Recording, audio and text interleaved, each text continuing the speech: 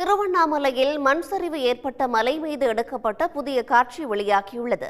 பாறைகள் அந்தரத்தில் தொங்குவதால் பாதுகாப்பு கருதி பக்தர்களை இந்த ஆண்டு மலை ஏற அனுமதிக்க கூடாது என பல்வேறு தரப்பினரும் கோரிக்கை விடுத்துள்ளனர். இது பற்றிய கூடுதல் விவரங்களை செய்தியாளர் ஐயப்பனிடம் கேட்டு பெறலாம். ஐயப்பன், தற்போது இந்த காட்சியின் தன்மை எப்படிப்பட்டதாக இருக்கு? அடுத்து மலை ஏறுவதற்கான நடவடிக்கைகள் எடுக்கப்படுமா, இல்ல முன்னேற்பாடு கருதி மலை ஏறுவது தடை செய்யப்படுமா? மக்கள் என்ன சொல்றாங்க?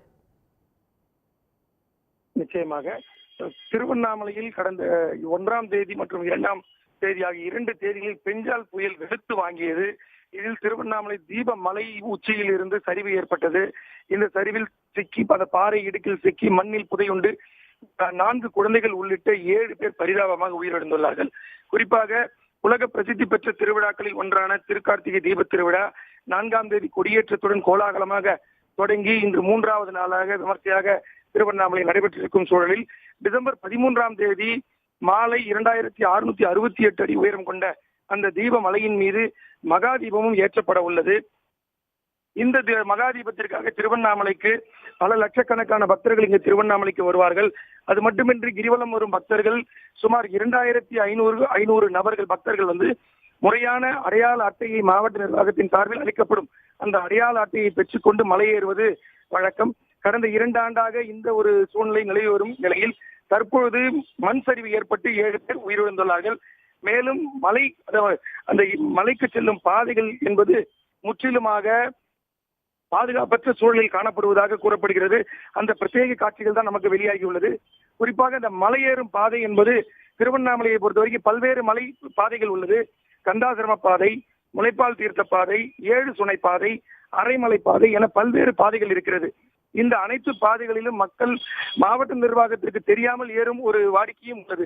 இருந்த பொழுதிலும் பேகோபுரம் எதிரே இவர்கள் அனைவரும் அந்த அடையாள அட்டையை பெற்றுக் கொள்பவர்கள் முறையாக அனைத்து பாதுகாப்பு அம்சங்களோடு தான் ஏறுவார்கள். ஆனால் இந்த சூழலில் இந்த முறை இந்த மலைச்சரிவு ஏற்பட்டுள்ளது.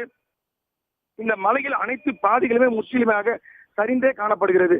குறிப்பாக சொல்ல வேண்டும் என்றால் அந்த மகாதீபம் ஏற்றப்படும் இடத்திலிருந்து சுமார் 500 மீட்டர் தூரத்தில் 150 மீட்டர் அகலத்திற்கு 500 மீட்டருக்கு செங்குத்தான பாதை தற்போது சரிந்து உள்ளது. அப்படி பார்த்தோம் என்றால் இந்த முளைப்பால் தீர்த்தம் வழியாக ஏறும் பாதையிலும் 80 அடி ஆழத்திற்கு பள்ளம் நிலச்சரிவு ஏற்பட்டுள்ளது. இந்த சூழலில் அந்த மலைக்கு செல்லும் பாதைகள் அனைத்துமே பாதுகாப்பற்ற சூழ்நிலையில் இருப்பதாக வனத்துறை வட்டாரங்கள் தெரிவிக்கிறார்கள். திருவண்ணாமலை தீபமலையை பொறுத்தவரை எவ்வளவுதான் தடை விதித்தாலும் தினந்தோறும் மக்கள் அந்த மலையை ஏறுகிறார்கள்.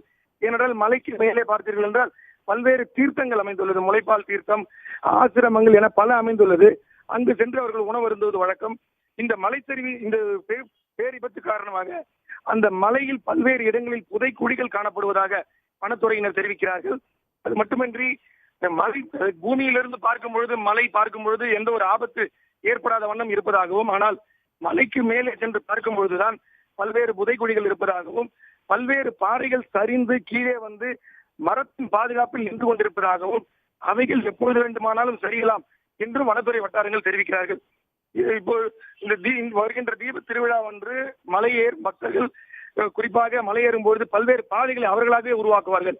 அந்த பாதைகளில் செல்லும் பொழுது மக்களுக்கு பாதுகாப்பு இருக்காது என்றும் வனத்துறையினர் கூறுகிறார்கள்.